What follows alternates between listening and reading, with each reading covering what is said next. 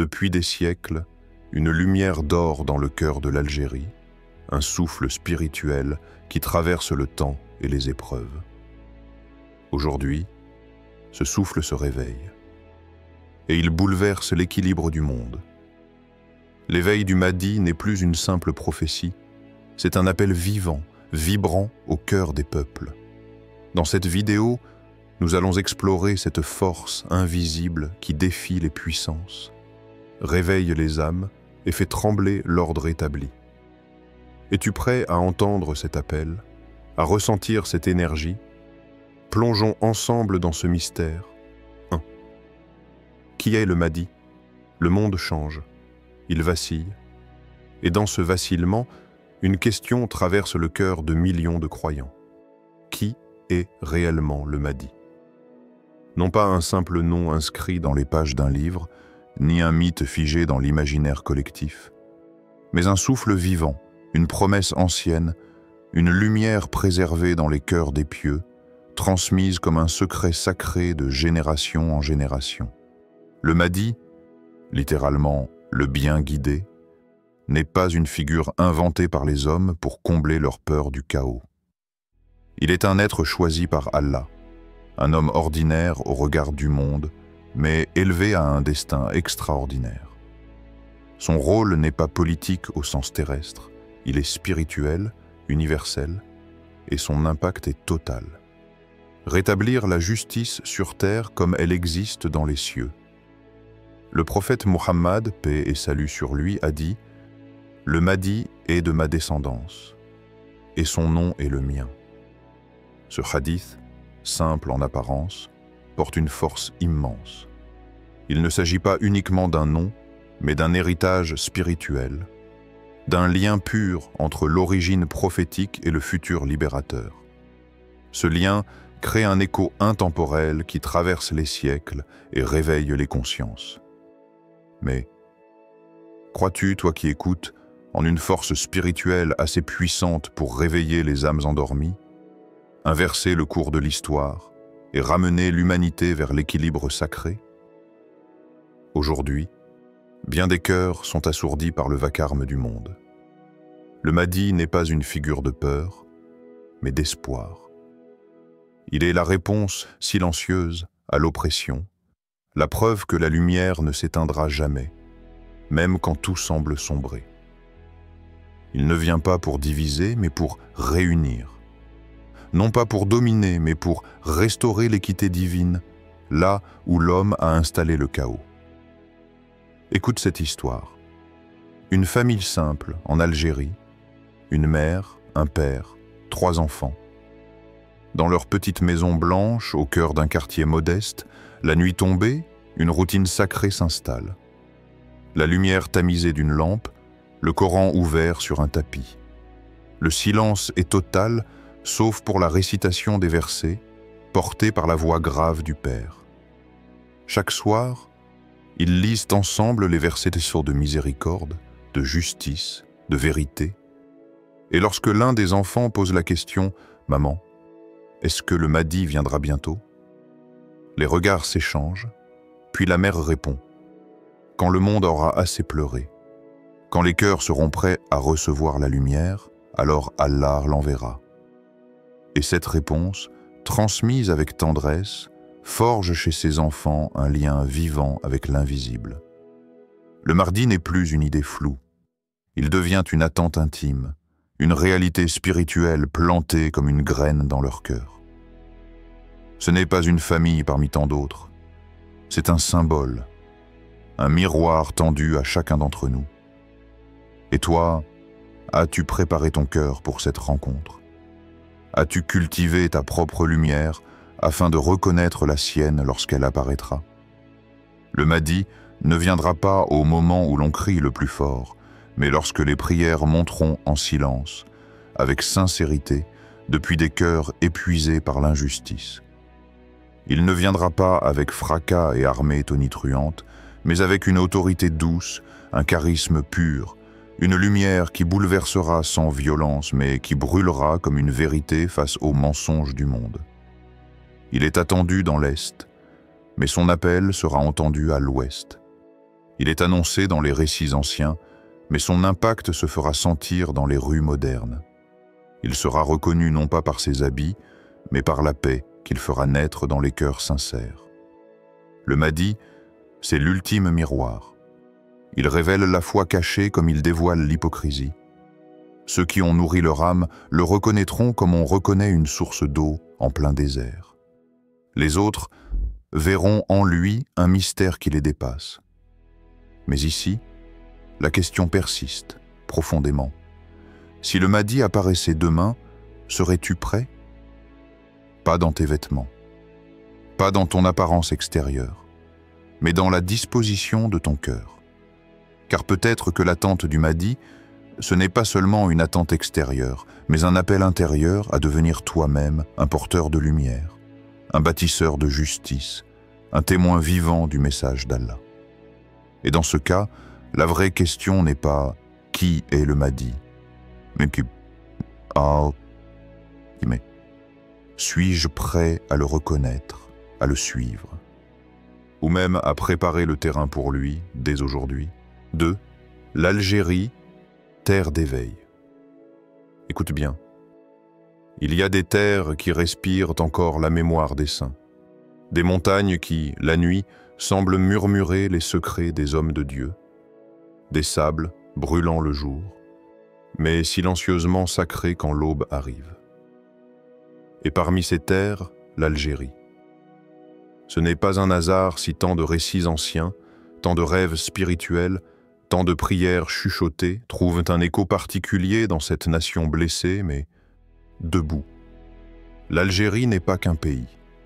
Elle est une âme collective, forgée par la souffrance, purifiée par la lutte et appelée à quelque chose de plus grand que ce que l'histoire moderne veut bien reconnaître. Autrefois, les routes qui traversaient ces montagnes étaient empruntées par des maîtres soufis, des savants de la lumière. Leurs paroles ne s'écrivaient pas dans des livres, elles se gravaient dans les cœurs. On les appelait cheikh, mokadem, faqih, des hommes simples mais rayonnants. Ils enseignaient dans les zawiyas, ces écoles de l'âme où l'on apprenait non seulement la science, mais aussi le silence, l'humilité et le goût de Dieu. Et aujourd'hui, ce souffle mystique, ce souffle de vérité, semble vouloir revenir. Car le monde moderne ne remplit plus les cœurs. Il les encombre, il les vide. Et dans les villes algériennes, malgré la technologie, malgré les réseaux sociaux, malgré l'apparence du progrès, le peuple ressent une soif d'authenticité, une soif d'absolu, une soif de justice divine.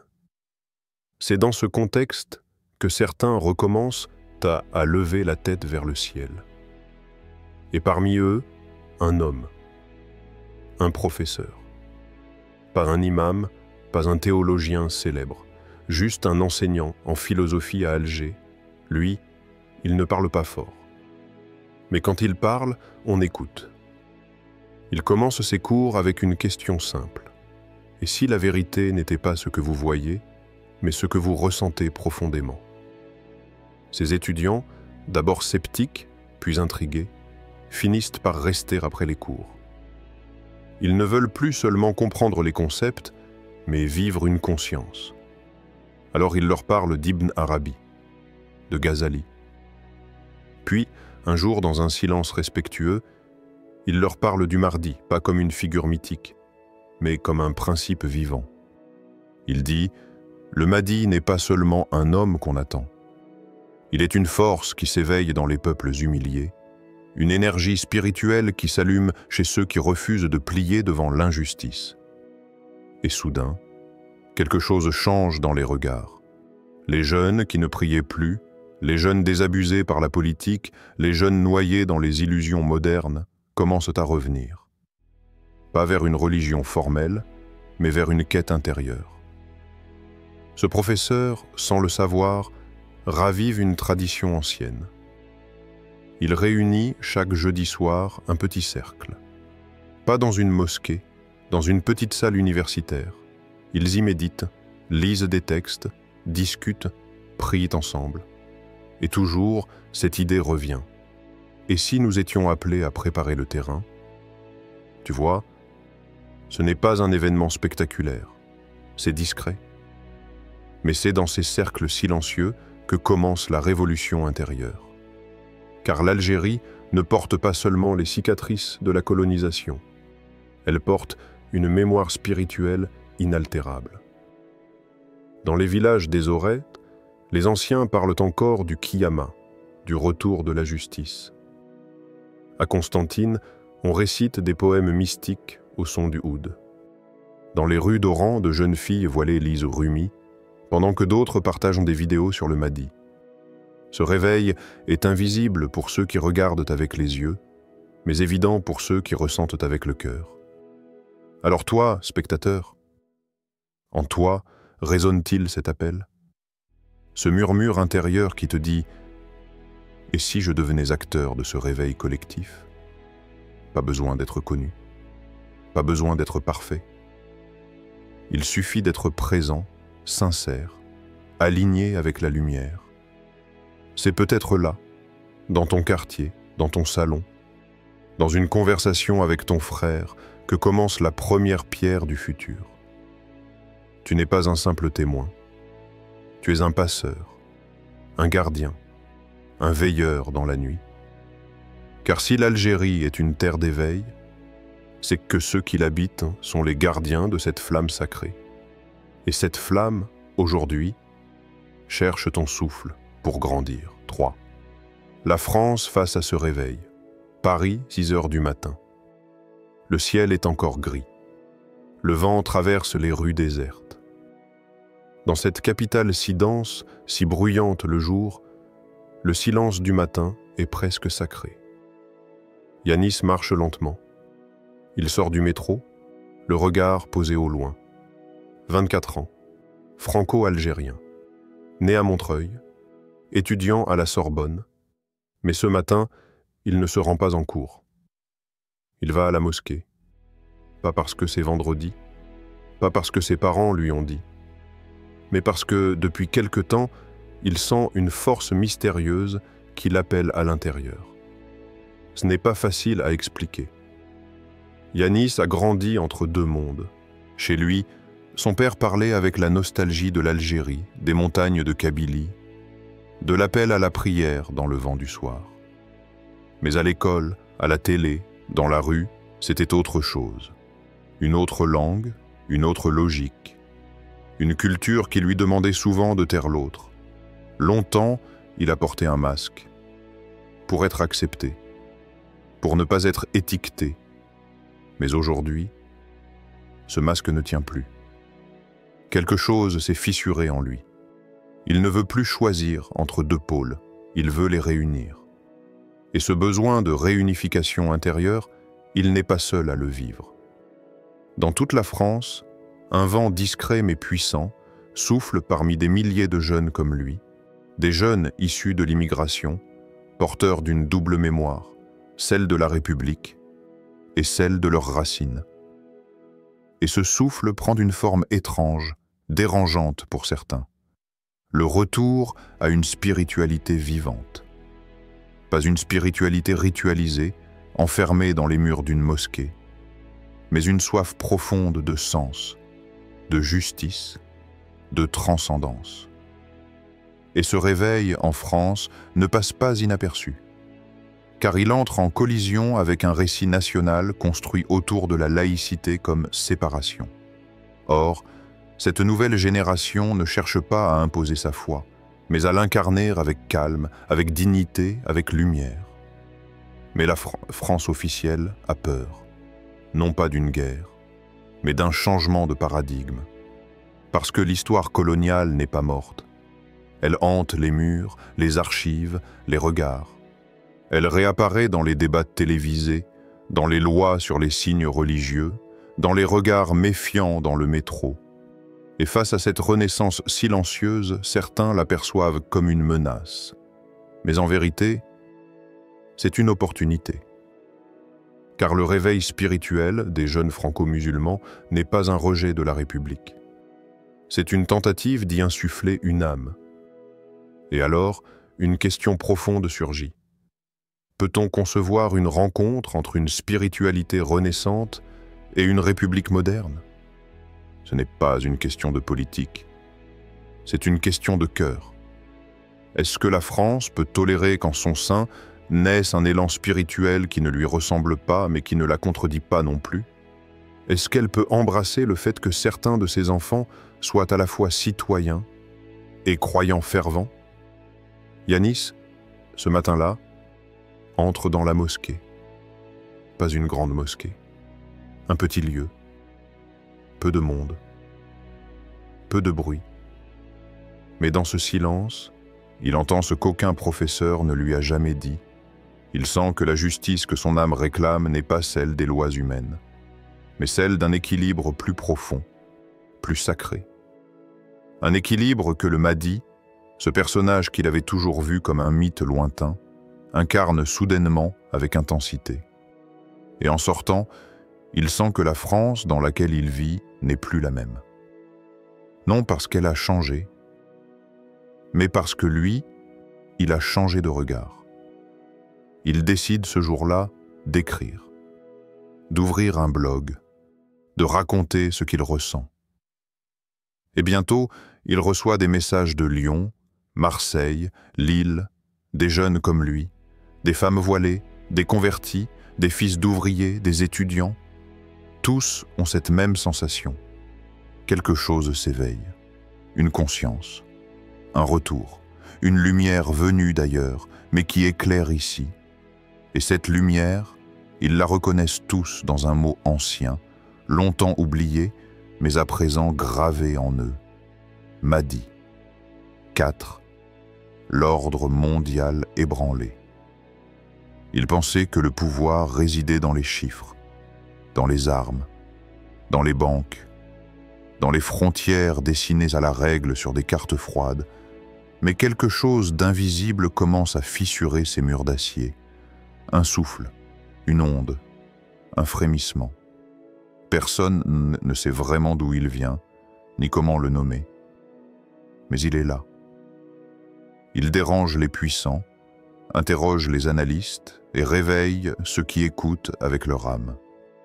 Ce souffle, c'est l'éveil spirituel. Et il ne vient pas seulement d'un peuple. Il traverse les continents, les langues, les classes sociales. Mais il a, en ce moment, une racine qui se fortifie, l'Algérie.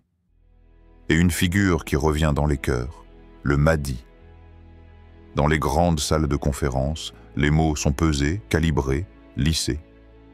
Mais il suffit d'un seul homme pour briser cette apparente harmonie. Genève. Salle circulaire, drapeau suspendu, projecteur blanc. Des diplomates de toutes les nations sont réunis pour discuter de la stabilité économique en Afrique du Nord. Sur les visages, sérieux, stratégie, intérêt. Mais lorsqu'un diplomate algérien, homme discret au regard profond, prend la parole, l'atmosphère change. Il ne parle pas de chiffres, il ne cite pas les puissances occidentales. Il regarde autour de lui, silencieusement, puis dit « Nous avons essayé toutes les méthodes rationnelles, le commerce, les accords militaires, les pactes secrets. Pourtant, l'instabilité grandit. Il est temps de reconnaître une chose. Le cœur du monde est malade. Et il ne guérira pas sans retrouver le souffle de l'âme. » Un silence glacial suit ces mots. Certains se crispent, d'autres esquissent un sourire gêné. Mais l'impact est là. Il vient de parler de ce que personne n'ose nommer dans ces lieux, la dimension spirituelle de la paix. Il poursuit « L'histoire humaine n'a jamais changé durablement par des traités, mais toujours par des hommes guidés, porteurs d'un message. Nous ne pouvons pas construire un avenir stable sans intégrer la dimension du sens, de la justice divine. Une ère nouvelle se profile, une ère où la conscience sera plus forte que les armes. Dans une autre époque, on aurait peut-être ri, mais pas cette fois, car même les puissants commencent à sentir que quelque chose leur échappe. La géopolitique mondiale tremble. non pas à cause d'une guerre, mais parce que l'ordre établi ne comprend plus les peuples qu'il prétend gouverner. Les masses se détournent peu à peu de leurs anciens dieux, la consommation, le divertissement, le progrès technologique sans boussole. À leur place, un mot, refait surface, vérité. Et cette vérité n'est pas celle des médias, ni celle des rapports économiques. C'est une vérité intérieure. C'est ce qui fait qu'un homme simple, un pêcheur à Annaba ou un berger dans la Hagar peut ressentir en lui la même énergie qu'un sage en Orient. C'est ce qui fait que des jeunes, à Londres, à Istanbul ou à Lagos, rêvent d'un monde guidé par la justice céleste. Et ce rêve n'est pas une utopie. Il devient une menace pour ceux qui dominent sans conscience. Car dans ce nouveau paradigme, la domination ne passe plus. Les peuples voient, entendent, comprennent. Ils ne croient plus à la narration qu'on leur impose. Et c'est là que la figure du Mahdi devient centrale. Non pas comme un héros de fin du monde, mais comme le symbole de ce basculement, un point d'équilibre entre la foi pure et la justice implacable. Un être qui parle avec le cœur et réforme avec la main. Alors pose-toi cette question maintenant, dans le calme de ton âme, et si le véritable conflit n'était pas militaire, mais intérieur, un combat entre conscience et aveuglement, ce combat, tu le vis peut-être déjà. Chaque jour où tu ressens que ce monde est injuste, mais que tu refuses la haine. Chaque fois que tu cherches une lumière sans nom au milieu du vacarme. Chaque fois que tu dis non, non pas avec la colère, mais avec la foi. Tu n'es pas seul. Le monde change. Et l'ancienne structure s'effondre, non pas sous les bombes, mais sous le poids de sa vacuité. Car ce qui n'a pas d'âme finit toujours par tomber. Ce n'est pas un cri, c'est un murmure. Mais ce murmure devient torrent, et ce torrent ne s'arrêtera plus. Car ce n'est plus une question de politique. C'est un appel de l'invisible, un compte à rebours vers une ère où la lumière dirigera à nouveau. 5. Ton rôle, ton choix. Dans ce monde qui semble parfois vaciller, il est facile de se sentir minuscule, comme un grain de sable perdu dans le désert des événements, des conflits, des incertitudes. Mais il y a une vérité simple, universelle, intemporelle. Chaque lumière, même petite, éclaire l'obscurité. Et cette lumière, c'est toi, ton cœur, ton âme, ton intention. Peu importe où tu te trouves, peu importe d'où tu viens, peu importe les défis qui t'entourent, chacun de nous, homme, femme, jeune, âgé, peut contribuer à ce réveil. Pas forcément par de grands gestes, mais par la prière silencieuse, par la méditation qui apaise, par l'action juste, même humble, posée avec amour. Regarde cette île d'histoire. Dans une ville paisible d'Algérie, Blida, une mère veille sur ses enfants. Son nom importe peu. Ce qui compte, c'est ce qu'elle fait. Chaque matin, avant que le soleil ne chauffe les ruelles, elle leur enseigne la patience. La patience face aux épreuves. La patience face aux injustices du monde. Elle leur apprend la gratitude.